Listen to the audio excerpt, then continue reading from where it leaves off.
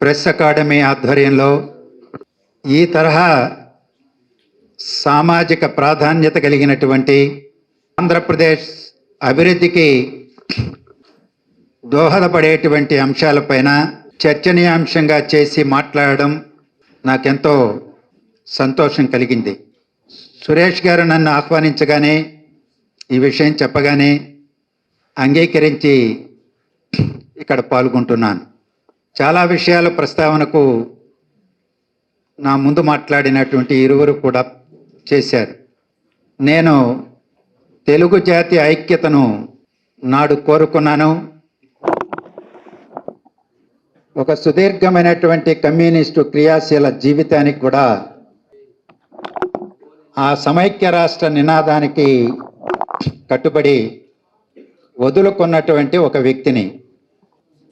ఈ మాట ఎందుకు చెప్తున్నానంటే, ఈనాడున్నటువంటి భౌగోళికంగా భిన్న స్వరూపాలు కలిగిన రాయలసీమ, కోస్తా, ఉత్తరాంధ్ర ఈ ప్రాంతాలు పటిష్టంగా ఐక్యంగా అభివృద్ధి వైపున వేగంగా అడుగులు వేయాలని, సమతుల్యమైనటువంటి సమగ్రాభివృద్ధి సాధించాలని పరితపిస్తున్నటువంటి వాళ్ళల్లో నేను ఒకణ్ణి. వ్యక్తి స్వేచ్ఛని నేను బలపరుస్తాను. మీడియా స్వేచ్ఛని మనసా వాచ బలపరుస్తాను. కానీ అవన్నీ కూడా భారత రాజ్యాంగ పరిధిలో, మనది పార్లమెంటరీ ప్రజాస్వామ్యం కాబట్టి చట్టసభలు చేసిన చట్టాల పరిధిలో సామాజిక అభివృద్ధికి దోహదపడేటువంటి ఆలోచనలతో, ఒక శాస్త్రీయమైనటువంటి దృక్పథంతో, విమర్శన హేతుబద్ధంగా ఉండే రీతిలో సహేతుకమైనటువంటి ఆలోచనలని సమాజంతో పంచుకోవడానికి ఆ స్వేచ్ఛ వ్యక్తి కానీ మీడియా కానీ సద్వినియోగం చేసుకోవాలని నేను బలంగా కోరుకుంటాను. స్వేచ్ఛని దుర్వినియోగం చేయడం, సమాజంలో అరాచకత్వాన్ని, అభివృద్ధికి అవరోధంగాను, విషబీజాలు నాటడానికి, వైషమ్యాలను రెచ్చగొట్టడానికి, అబద్ధాలను ప్రజల మధ్యలో వెదజల్లడానికి వ్యక్తి స్వేచ్ఛ కానీ మీడియా స్వేచ్ఛ కానీ నిర్బంధంగా తిరస్కరించాల్సినటువంటి అవసరం ఉంది. ఈరోజు సామాజిక మాధ్యమాలు అంటే వాట్సాప్ కానీ ఫేస్బుక్లు కానీ ఇతర సామాజిక మాధ్యమాలలో ఇలాంటి విష సంస్కృతి పెరిగిపోయింది అని సమాజం ఆందోళన వ్యక్తం చేస్తున్నది. న్యాయ వ్యవస్థ ఆందోళన వ్యక్తం చేస్తున్నది. కట్టడి చేయడానికి అవసరమైనటువంటి శాసనాలు చేయాలని పాలక వర్గాలకు, రాజకీయ పార్టీలకు, చట్టసభలకు విజ్ఞప్తులు విస్తృతంగా అందజేయబడుతున్నాయి. ఆ నేపథ్యంలోనే స్వతంత్ర నియంత్రణతో వ్యవహరించాల్సినటువంటి పత్రికలు, టీవీ ఛానల్స్ కట్టుతప్పి వ్యవహరిస్తున్నాయనేటువంటి భావన బలపడిపోతున్నది. ఏ మీడియాను విశ్వసించలేని, ఏ వార్తను విశ్వసించలేనటువంటి ఒక సమాజంలోకి మనం నెట్టబడ్డాము అనే ఆవేదన ప్రజలలో సర్వత్రా బలపడుతున్నది రోజు రోజుకి. దీనికి కారణం వ్యాపార ధోరణి. రాజకీయ పార్టీలు మీడియా సంస్థను నెలకొల్పుకోవడం లేదా వాటాలు కొనుక్కోవడం, ఆధిపత్యం చెలాయించడం, వ్యాపార ధోరణి, స్వార్థపూరిత రాజకీయ ప్రయోజనాలు ఎప్పుడైతే మీడియా రంగంలో పాతుకుపోయినాయో, గుత్తాధిపత్యంలోకి వచ్చాయో, సామాజిక అభివృద్ధి అనేటువంటిది గొడ్డలి పెట్టుకు గురైతున్నది. అందులో భాగమే ఆంధ్రప్రదేశ్ రాజధాని అమరావతి పైన జరుగుతున్నటువంటి ముప్పేట దాడి అని చెప్పేసి నేను భావిస్తా ఉన్నాను. అమరావతి చట్టబద్ధమైనటువంటి, రాజ్యాంగబద్ధమైనటువంటి రాష్ట్ర రాజధాని. ఆంధ్రప్రదేశ్ శాసనసభ ఏకగ్రీవంగా చేసి తీర్మానం చేసి ఎంపిక చేసుకున్నటువంటి రాజధాని. ఆంధ్రప్రదేశ్ హైకోర్టు ఒక చారిత్రాత్మక తీర్పు ద్వారా అమరావతికి రక్షణ కవచం ఏర్పాటు చేసిన తీర్పు ఇచ్చినటువంటి నేపథ్యంలో అమరావతి ఏకైక రాజధాని ఆంధ్రప్రదేశ్కి. ఆ రాజధాని త్వరితంగా స్థిరమైనటువంటి అభివృద్ధిలో భాగంగా ఒక ఆర్థిక నగరంగా, ఆధునిక రంగంగా అమరావతి అభివృద్ధి చెందాలని 5 కోట్ల ప్రజానీకం కలలుగంటున్నారు. ఈరోజు అమరావతి ఏ ఒక్కరిది కాదు, ఢిల్లీ ఏ ఒక్కరిది కాదు. ఇవాళ సమస్యలు ఢిల్లీకి ఉన్నాయి, అమరావతికి ఉన్నాయి, బాంబే, హైదరాబాద్, బెంగళూరు, చెన్నై అన్నింటికీ ఉన్నది.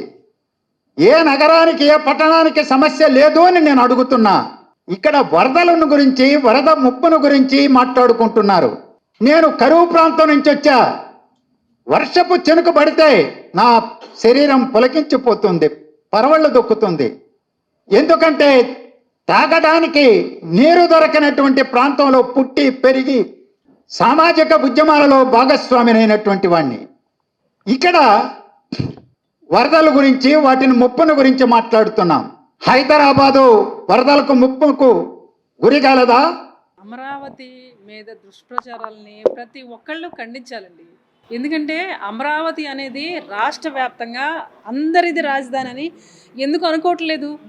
మేము అదే ఖండిస్తున్నామండి. ఎంతసేపు ఆ 29 గ్రామాల దగ్గర ఆగిపోతుంది తప్ప రాష్ట్ర వ్యాప్తంగా ఆంధ్రప్రదేశ్ రాష్ట్రానికి రాజధాని లేదంటేనే ఆ 29 గ్రామాల రైతులు ఇచ్చారు.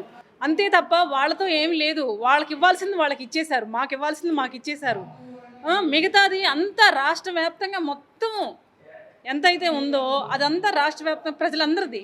కానీ ఈరోజు వేరే వేరే ఛానల్ వాళ్ళు దుష్ప్రచారాలు చేయటము, మునిగిపోయిందంటము, ఎక్కడికక్కడికి చిన్న ఏమండి అక్కడ సంస్థలు వస్తున్నాయి, ఫ్యాక్టరీలు మామూలుగా ఏమైనా సరే ఇన్స్టిట్యూట్ వస్తున్నాయి, అవన్నిటికి సంబంధించి అక్కడ గొయ్యలు తీస్తున్నారు. పెద్ద పెద్ద క్రేన్లు వందల లారీలు వెళ్తున్నాయండి. కనీసం రోడ్లు కూడా ఈ ప్రభుత్వం వచ్చిన తర్వాత రోడ్లు పోస్తే ఆ రోడ్లు కూడా ఆ వెయిట్కి, ఆ లారీల వెయిట్కి రోడ్లు కూడా కొంచెం కొంచెం ఆగమైపోతాయి. అలాంటి వెయిట్లెస్ తిరుగుతున్నప్పుడు రోడ్లు గుంటలు పడవండి. ఆ ప్లేస్లో గుంటలు పడతాయి కదా, ఆ గుంటలు పడ్డప్పుడు అందులో నీళ్ళు నిలుస్తున్నాయి.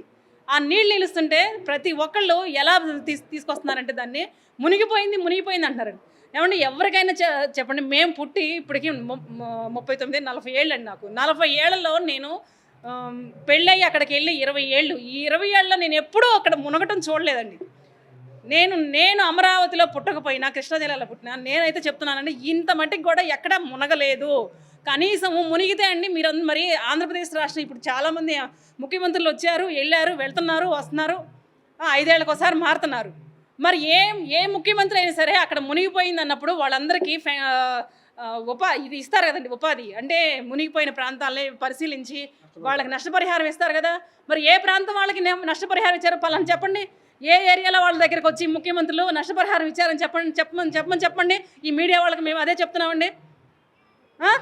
మేము ఎంత కడుపు మండిపోతున్నామండి, ఎంత మట్టికి రైతులుగా అప్పుడు ప్రతిపక్షంలో ఉండగా ఆ జగన్మోహన్ రెడ్డి గారి మీద పోరాటమే జరిపోయింది.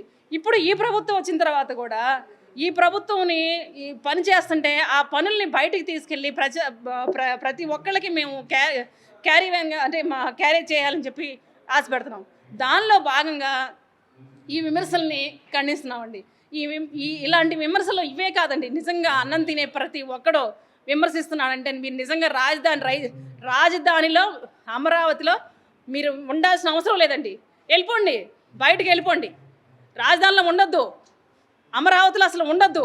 ఎవరైతే విమర్శిస్తున్నారో మీడియా వ్యక్తులు కానీ, పార్షికులు కానీ, ఎవరైతే ఎమ్మెల్యేలు కానీ ఎవరైనా ఉన్నారో వాళ్ళందరూ అమరావతికి రావద్దు. రేపు కూడా మేము ఒకటే చెప్తున్నామండి, రాష్ట్ర వ్యాప్తంగా ఈసారి ఎన్నికల్లో అమరావతి రాజధాని మీద విమర్శలు ఎవరైతే చేస్తున్నారో ఆ నాయకుడిని మేము బహిరంగంగా బహిష్కరిస్తామండి.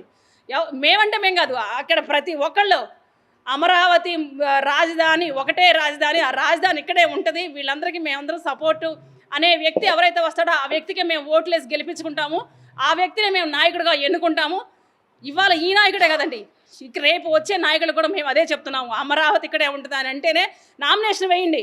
లేకపోతే మేము ఎంతసేపు మేము పోరాడలేము, ప్రతి ఒక్కళ్ళని మేము విమర్శించలేము. ఇంకా ఎంతకాలం అండి, ఎంతకాలం విమర్శించమంటారు? ఇల్లు వాకిళ్ళు వదిలిపెట్టి పిల్లల్ని అందరినీ వదిలిపెట్టి ప్రతి దానికి ఎక్కడ ఏం జరుగుతుందో అని చెప్పి బయటికి తీసుకెళ్లే విధానంలోనే ఉంటున్నాం తప్ప ఇంకా పోరాడే శక్తి మాకు లేదు.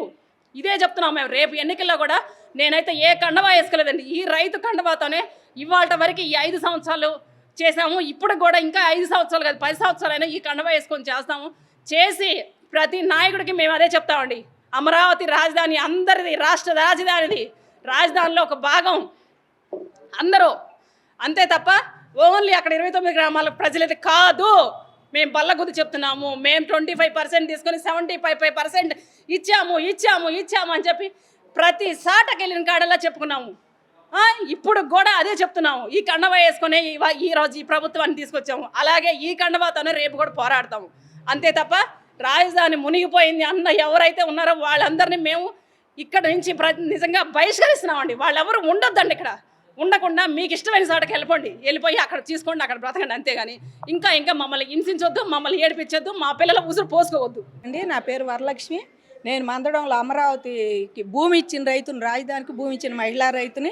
ఇవాళ పదే అమరావతి మునిగిపోతుందని అబద్ధ ప్రచారం. అమరావతి మునిగిపోతుంది కాదు, వర్షాకాలం వస్తే మునిగిద్ది, ఎండాకాలం వస్తేనేమో వీళ్ళు కమ్మ రాజధాని, వర్షాకాలం వస్తేనే మునిగిపోద్ది, చలికాలం వస్తేనే పథకాలు ఇలేదేంది, దుప్పట్ల పథకాలు, మంచాల పథకాలు, దిండ్లు పథకాలు అని చెబుతారు. ఇలాంటి అబద్ధ ప్రచారం చేస్తా వైసీపీ వాళ్ళు పబ్బం గడుపుకున్నారండి గత 5 ఏళ్లలో. ఇప్పుడు కూడా ఇంకా పబ్బం గడుపుకోవటానికి ఇదే ప్రచారం చేస్తున్నారు. దీని మీద మరి భావ ప్రకటన స్వేచ్ఛ అని చెప్పేసి అబద్ధ ప్రచారం అని చెప్పేసి మరి అకాడమీ చైర్మన్ సురేష్ గారు పెడతాం చాలా సంతోషంగా ఉందండి. ఇలాంటితోటి ఇవాళ రాష్ట్ర ప్రజలందరూ నిజాలు గమనించాలి. ఇవాళ కొన్ని మీడియాలు అయితే ఖచ్చితంగా అసలు అమరావతి మీద ఈ డెసిషన్ ఇదే ఫైనల్ అన్నట్టు చేస్తున్నాయి. వాళ్ళకైతే మరీ చదువుతున్నామండి. రాజధాని రాష్ట్రానికి గుండెకాయ లాంటిది. అలాంటి గుండెకాయని మీరు ఒత్తి దాన్ని చంపాలి అని చెప్పి మీ మీద అటెంప్ట్ మర్డర్ కేసు కన్నా ఘోరమైంది. మీరు ఆ నాయకుడు తీసుకొచ్చాడు జగన్మోహన్ రెడ్డి రాజద్రోహం కేసు అని ఒకటి కాలం నాడు, బ్రిటిష్ కాలం నాడు ఇది పైకి తీశాడు కదా, రాజుగారిని తిట్టాడు. ఇంకేముంది పాప, నేను ఒక రాజును అనుకున్నాడు. ఆ తిట్టిన ఆయన కూడా RRR గారు ఆయన మీద పెట్టాడు అప్పట్లో. అట్లాంటి కేసు వీళ్ళందరి మీద పెట్టాలి, రాజధాని మీద పెట్టినందుకు. ఎందుకంటే ఆ రోజు భూములు మేము ఊరకనే ఇస్తే పదే మమ్మల్ని రైతుల్ని మునిగిపోతుంది, వీళ్ళు అణిగిపోతున్నారు, వీళ్ళు మునుకల్లో ఉండారు. ఎన్నిసార్లు మాకు మీరు నష్టపరిహారం ఇచ్చారయ్యా? అమరావతిలో ఇప్పుడు తీసుకున్న 34,000 ఎకరాల్లో ఎన్నిసార్లు మీరు మునిగిపోతే మా నష్టపరిహారం ఇచ్చారు? సమైక్యాంధ్ర ఉన్నప్పుడు ఒకసారి చెప్పండి. కాంగ్రెస్ ప్రభుత్వం కానీ తెలుగుదేశం కానీ ఇంకో ఆ రెండే ఉన్నాయి ఎక్కువ శాతం. మరి ఎన్నిసార్లు మాకు ఇచ్చారు మీరు నష్టపరిహారం? ప్రజెంట్ ఈ వైసీపీ జగన్ వచ్చాక మాకు ఎన్నిసార్లు ఇచ్చాడు మా ప్రాంతాన్ని నష్టపరిహారాలు చెప్పండి మీరు. కాబట్టి సిగ్గు శరాలు ఉండాలి ఇట్లాంటివి మాట్లాడితే మునిగిపోతుందంటే మేమేదో లోతట్టు ప్రాంతంలో ఉండట్టు అని మమ్మల్ని పద్దాక వానలు వస్తే శిబిరాల్లో ఉంచినట్టు, సహాయక శిబిరాల్లో ఉంచినట్టు ఫీల్ అయిపోయి మునిగిపోతుందంటే నీ మీద కూడా రాజద్రోహం కేసు పెట్టాలి. నువ్వు తీసుకొచ్చింది ఆర్టికల్ 1 అది నీ మీద కూడా పెట్టాలని జగన్మోహన్ రెడ్డిని కోరుకుంటున్నాం. మా దగ్గర రావడానికి దమ్ము లేదు. నువ్వు నెట్ ప్లస్ కేటగిరీ రోడ్డు పెట్టుకొని వచ్చావు, నెట్లు పట్టుకుంటే ఇద్దరు కానిస్టేబుల్ వచ్చాడు, ఇంకా నువ్వు అమరావతి మీద మాట్లాడుతున్నావు. ఇలాంటి మాటలు మాట్లాడుతున్నాడు. పైపెచ్చాను గత ప్రభుత్వంలో మాకు అసలు కాగినిజంట అనేది ఒకటి వస్తే విశాఖపట్నంలో అది కూడా రావడానికి ఇల్లేదు. వాళ్ళు రూపాయికి ఇచ్చారు, పావులాకి ఇచ్చారు, వాళ్ళకి పొలాలు ఇవ్వడానికి ఇల్లేదు అయ్యి అని చెప్పి నువ్వు కోర్టుకి వెళ్ళినాడివి. నీకు విశాఖపట్నం మీద ప్రేమ ఉంది కదా, పాపం ఎగ్జిక్యూటివ్ రాజధాని పెడతాను మా అందరికీ చెప్పావు కదా. మరి ఆ ప్రేమ అంతా ఏమైపోయింది అయ్యా? రూపాయికి ఇచ్చిన 10 రూపాయికి ఇచ్చిన 8,000 మందికి ఉపాధి వచ్చిద్దని చెబుతున్నారు. మంచి కంపెనీలు వస్తే మీకు దాని మీద ప్రేమ లేదు.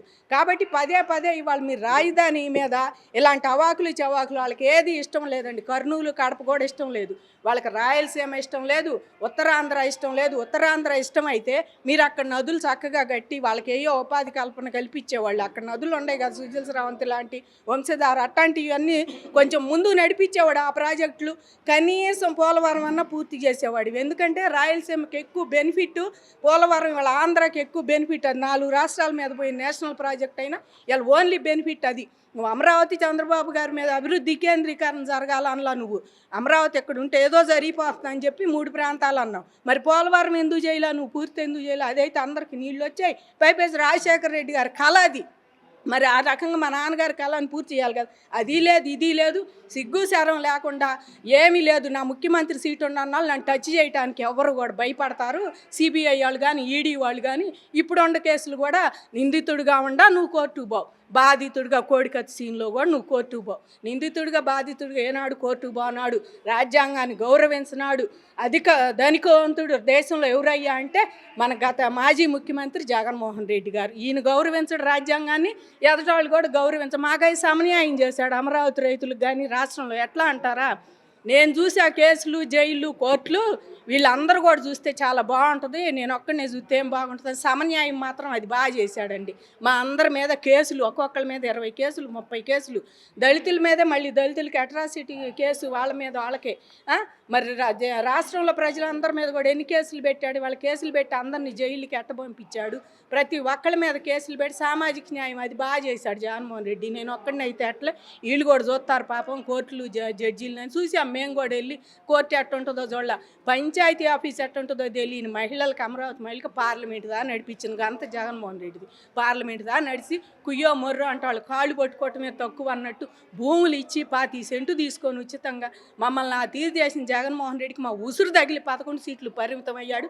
ఇప్పుడు ఇంకా ఇట్లాంటివి తీడుతున్నందుకు ఇంకా ఉసురు తగిలి పులివెందులు వై నాట్ 175 అంటే 75 లేదు, వీళ్ళకి పాడలేదు, వీళ్ళకి వచ్చింది 11. మళ్ళీ కూడా ఇప్పుడు వై నాట్ పులివెందులు అంటున్నాడు చంద్రబాబు. అందుకే నీకు మన జడ్పీటీసీ దాంట్లో కూడా వై నాట్ పులివెందులు అని నేను శాంతం డిపాజిట్ కూడా కోల్పోయేటట్టు చేశారు.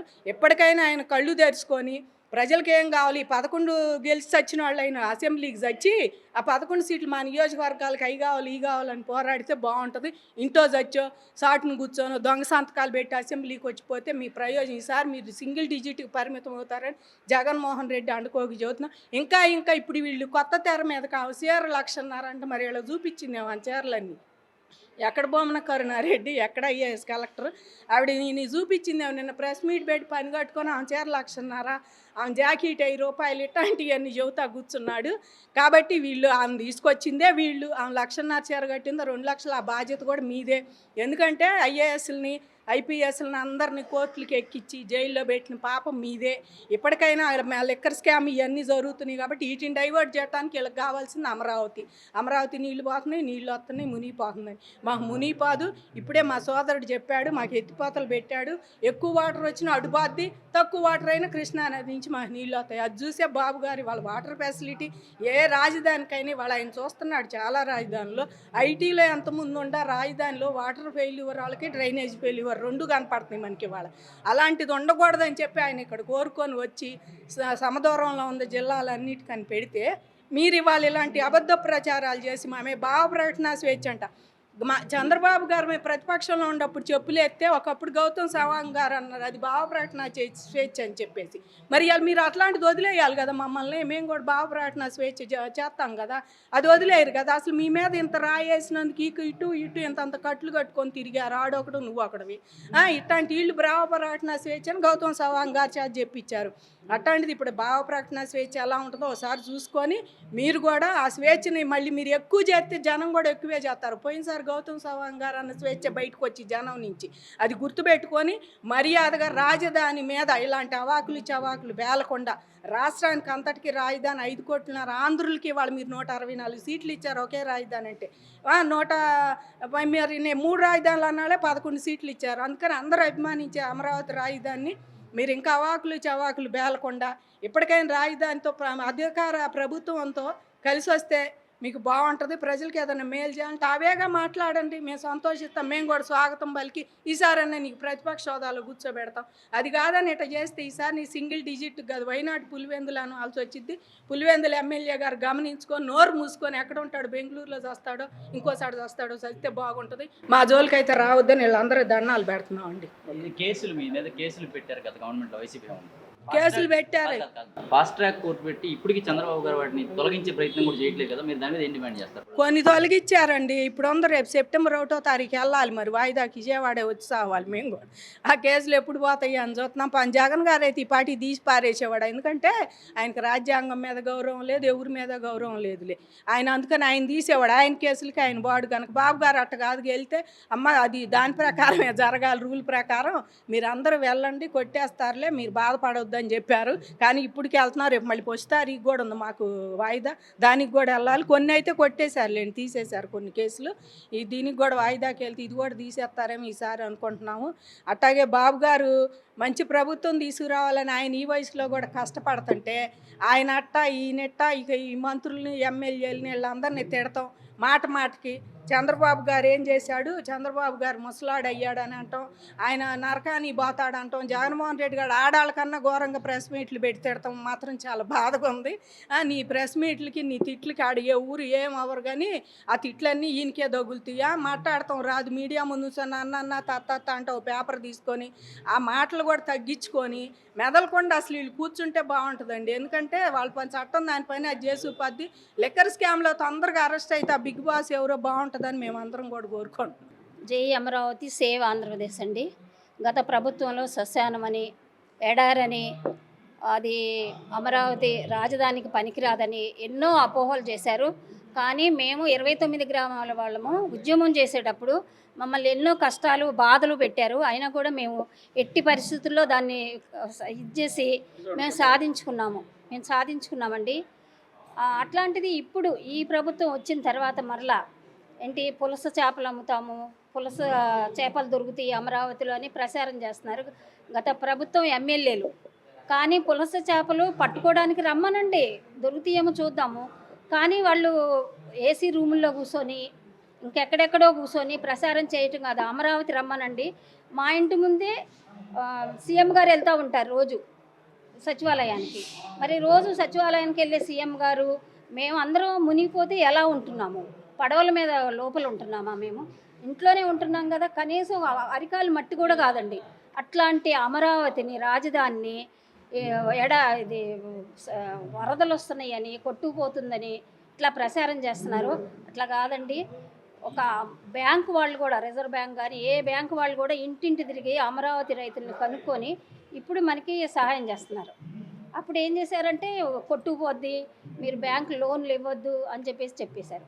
ప్రతి ఎన్ఆర్ఐ కూడా, ప్రతి వ్యాపారవేత్త కూడా వచ్చి ప్రజలను కనుక్కొని అమరావతి అంతా తిరిగి చూసి మనకు పెట్టుబడులు పెడుతున్నారండి. ఇప్పుడు ప్రతి ఒక్కళ్ళు అట్లాంటి అమరావతిని మునిగిపోతుందని ఎడారని పడవల మీద వెళ్తున్నారా మీరు అని చెప్పి వచ్చేవాళ్ళు ఎవరో పడవల మీద వచ్చి చూసి వెళ్తున్నారేమో తెలియట్లేదు మాకైతే.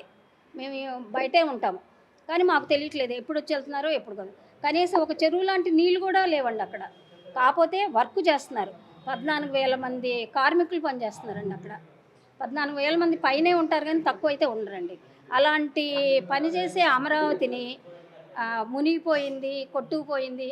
అదే బొంబాయిని ఏం చేస్తున్నారు, ఢిల్లీ వస్తుంది, బొంబాయి వచ్చింది, మద్రాసు వచ్చింది, బెంగళూరు వచ్చింది, ఇప్పుడు హైదరాబాద్ వస్తుంది.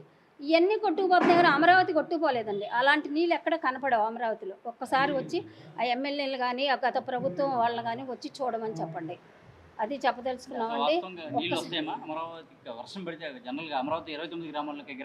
ఏవి రావండి అస్సలు. ఒక్క గంట కూడా ఉండవండి నీళ్ళు మా ఇంటి ముందు కానీ ఎక్కడైనా. ఒక్కసారి వచ్చి వాళ్ళందరినీ చూడమని చెప్పండి. వర్షం బాగా పడ్డప్పుడు నిన్న 24 గంటల వర్షం పడిందండి.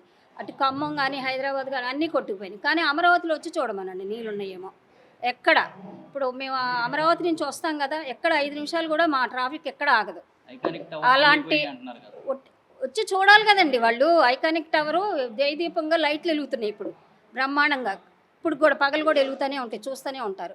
దాని ముందు చెరువులాగా కూడా నీళ్ళు, కట్టలాగా కూడా మేము దాని ముందే నడుస్తూ ఉంటాం.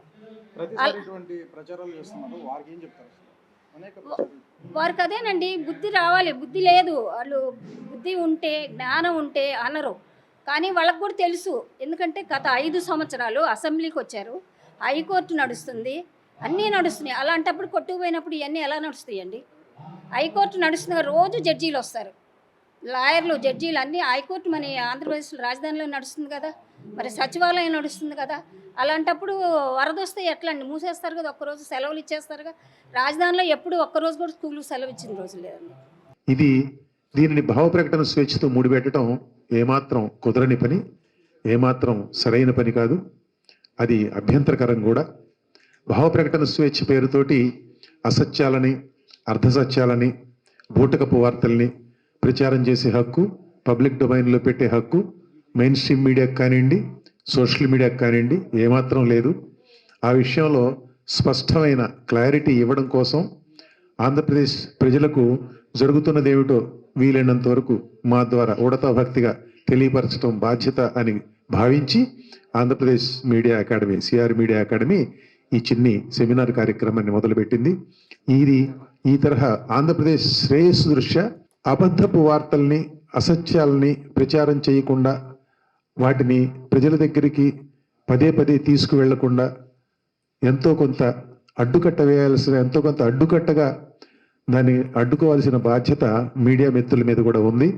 మీడియా మిత్రులందరికీ ఆ విషయంలో నేను ఆ బాధ్యతను నెరవేర్చాల్సిందిగా విజ్ఞప్తి చేస్తున్నాను. Thank you.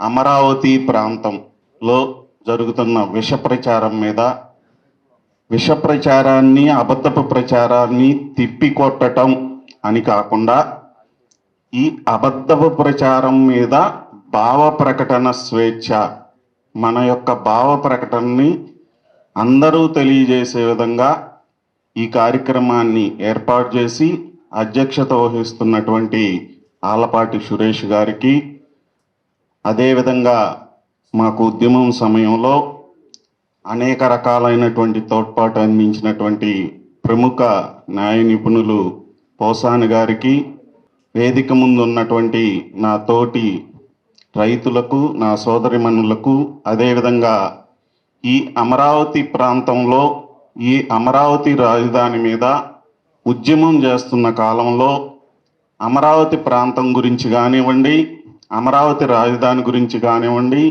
ఈ రాష్ట్రం యొక్క ప్రయోజనాలను కాపాడటానికి అనేక విధాలుగా సాయశక్తుల తమ సహాయ సహకారాలు అందజేసినటువంటి మీడియా మిత్రులకు, అదేవిధంగా అనేక రకాలైనటువంటి యూట్యూబ్ ఛానల్స్ వారందరికి కూడా ఈ సందర్భంగా పేరు పేరున మా అమరావతి రైతులందరి తరపున పేరు పేరున నమస్సుమాంజలు, ధన్యవాదాలు, కృతజ్ఞతలు తెలియజేసుకుంటా ఉన్నాం.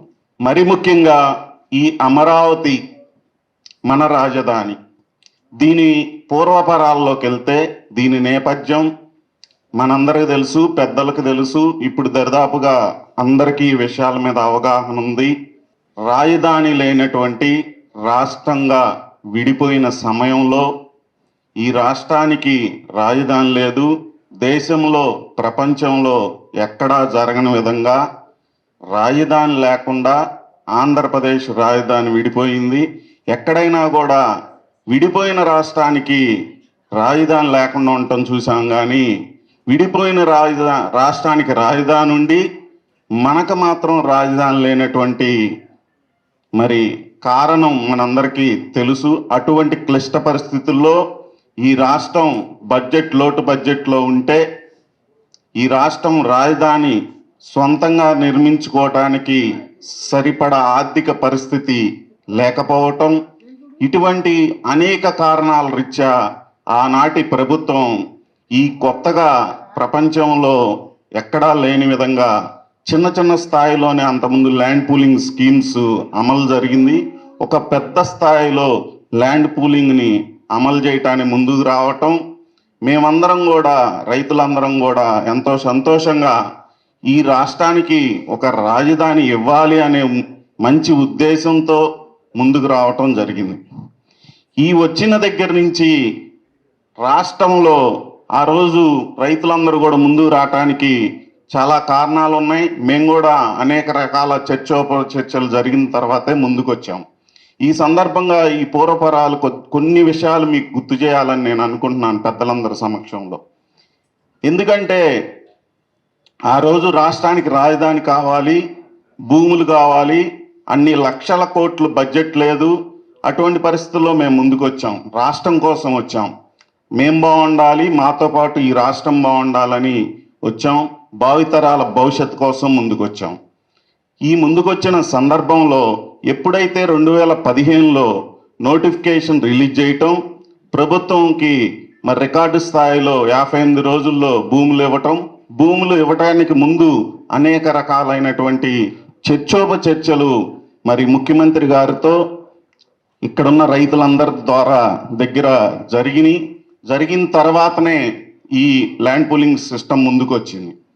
ఆ తర్వాత 2015లోనే నేషనల్ గ్రీన్ ట్రిబ్యునల్లో ఇప్పుడు చేస్తున్న ఈ విష ప్రచారాలన్నీ మీ అందరికీ పబ్లిక్ డొమైన్లో చూసినా తెలుస్తుంది, అందరికీ తెలియకపోవచ్చు. కానీ ఆ రోజు 2015లోనే ఇప్పుడు చేసిన విష ప్రచారాలన్నిటినీ మీడియాలో, సోషల్ మీడియాలో, యూట్యూబుల్లో కాకుండా నేషనల్ గ్రీన్ ట్రిబ్యునల్లో కూడా ఈ అసంబద్ధమైన వివరాలతో నేషనల్ గ్రీన్ ట్రిబ్యునల్ని ఆశ్రయించి రాజధాని యొక్క ఈ ప్రాజెక్టుని 2015 నుంచి ముందుకు పోకుండా 2017 నవంబర్ దాకా కొన్ని రాజకీయ ప్రేరేపితమైనటువంటి శక్తులు ఈ రాష్ట్రానికి, ఈ రాష్ట్రంలో ఉన్న ప్రజలందరికీ కీడు చేసే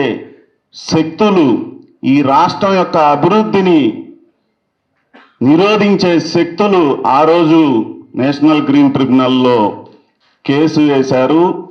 వాటిల్లో ఏవైతే ఉన్నాయో 145 పేజీల నేషనల్ గ్రీన్ ట్రిబ్యునల్ 2017 నవంబర్న తీర్పు ఇచ్చినప్పుడు ఎవరైతే నేషనల్ గ్రీన్ ట్రిబ్యునల్లో కేసు వేశారో ఈ రాజధానికి వ్యతిరేకంగా, వారు ఎటువంటి ఆరోపణలు అయితే ఆ రోజు చేశారో అవే ఆరోపణలు ఇప్పుడు విడతల వారీగా సోషల్ మీడియాలో కొన్ని ముఖ్యమైన అనుకూలమైన, రాష్ట్రానికి వ్యతిరేకమైన, రాష్ట్ర ప్రజలకి, అభివృద్ధికి, భావితరాల భవిష్యత్తుకి వ్యతిరేకంగా ప్రచారం చేస్తూ ఉన్నాయి. ఈ 145 పేజీల తీర్పులో ఏమైతే ఉన్నాయో అవే విషయాలు ఇప్పుడు విడతల వారీగా వస్తున్నాయి అని చెప్పి ఈ సందర్భంగా మీకు తెలియజేస్తూ, మా అమరావతి అనేది అమరావతి ప్రాంత రైతులది ఏమాత్రం కాదని ఈ సందర్భంగా వేదిక మీద ఉన్న పెద్దలందరికీ, మీడియా సోదరులందరికీ కూడా తెలియజేస్తున్నాం. ఈ అమరావతి అనేది ఆంధ్రప్రదేశ్ యొక్క రాజధాని, ఆంధ్రప్రదేశ్ భావితరాల భవిష్యత్తు, అదేవిధంగా భారతదేశానికి ఒక దిశానిర్దేశం అవ్వవలసిన అమరావతిని అనేక రకాలైనటువంటి అబద్ధపు ప్రచారాలతో మన కన్నుని మన ఏలుతోనే పొడిచేటటువంటి కొన్ని ప్రయోగాలు చేస్తూ ఉన్నారు. మరి ముఖ్యంగా మాకు తెలిసింది ఏంటంటే, మాకున్న అవగాహన మేరకు చాలామంది పెద్ద రాజకీయ నాయకులు వారంతా కూడా ఇక్కడ సంపాదించుకోవటం, ఆంధ్రప్రదేశ్ ప్రజల మీద సంపాదించుకోవటం, వెళ్ళిపోయి బెంగళూరు, చెన్నై, హైదరాబాదుల్లో పెట్టుబడులు పెట్టడం. మనం కలిసి ఉన్నప్పుడు పెట్టుబడి పెట్టడం వేరు, విడిపోయినా కూడా ఇక్కడ ప్రజల మీద సంపాదించి వెళ్ళి అక్కడ పెట్టుబడులు పెడుతున్నారు. వీరి యొక్క ఉద్దేశాలని అర్థం చేసుకోవాలి. ఇందాక పెద్దలు చెప్పినట్టు వారి యొక్క ఉద్దేశమే దురుద్దేశం. ఇంకా ఈ అమరావతి ప్రాంతం గురించి ఏవైతే మాట్లాడారో గత 5 సంవత్సరాల నుంచి మీడియా సోదరులందరికీ తెలుసు. మా మహిళా అమలందరూ కూడా వాటిని సమర్థవంతంగా ప్రతిసారి తిప్పికొట్టారు. వాటిల్లో కొన్ని విషయాలు మాత్రం ఈ సందర్భంగా నేను గుర్తు చేస్తూ, ఇందాక పెద్దలు చెప్పినట్టు ఫౌండేషన్కి చాలా లోతు కావాలి, చాలా ఖర్చు అయిద్దన్నారు. అదంతా ఒట్టి మాట. మెడ్రాసు, హైదరాబాద్, బెంగళూరు కంటే ఇక్కడే తక్కువ ఖర్చు అయిద్దని తర్వాత నిపుణులచే నిర్ధారించబడింది. నిపుణులచే నిర్ధారించబడిన విషయాలు కాకుండా సొంతంగా అల్లికలతో, వారి సొంత కథనాలతో ప్రచారం చేయటం ఎక్కువగా జరుగుతూ ఉంది. వాటిని మేము తీవ్రంగా ఖండిస్తూ ఉన్నాం. అదేవిధంగా రాజధాని ముంపు, రాజధాని ప్రాంతం ముంపుకి గురవుతుంది అనేది మన ఎక్కువగా గత కొన్ని రోజుల నుంచి ప్రచారం జరుగుతుంది.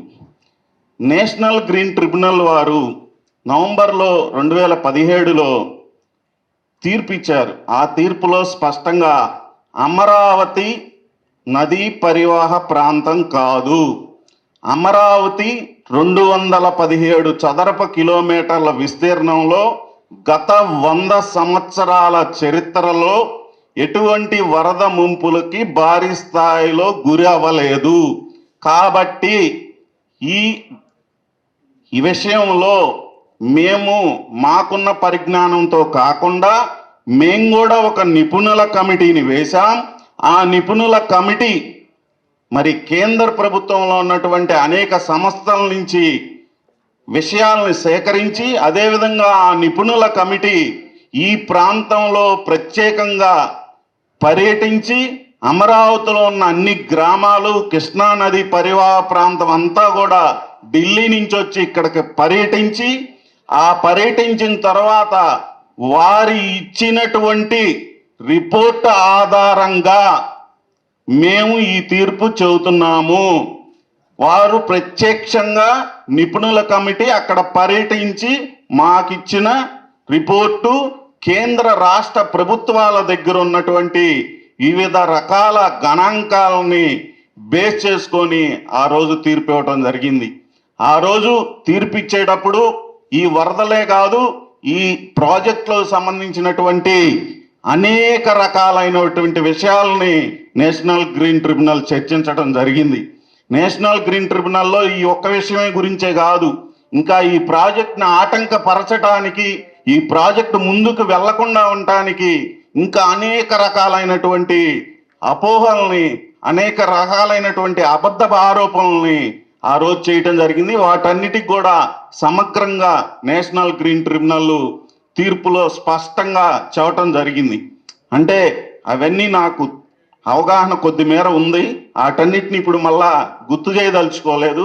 ఆ విషయాల గురించి ఎవరన్నా భవిష్యత్తులో మాట్లాడితే మేమందరం కూడా సమర్థంగా తిప్పికొడటానికి రెడీగా ఉన్నామని మాత్రం ఈ సందర్భంగా చెబుతూ, వరదలకు సంబంధించి ఏ ప్రాంతంలో అయినా వర్షపు నీరు ప్రవహించాల్సిందే.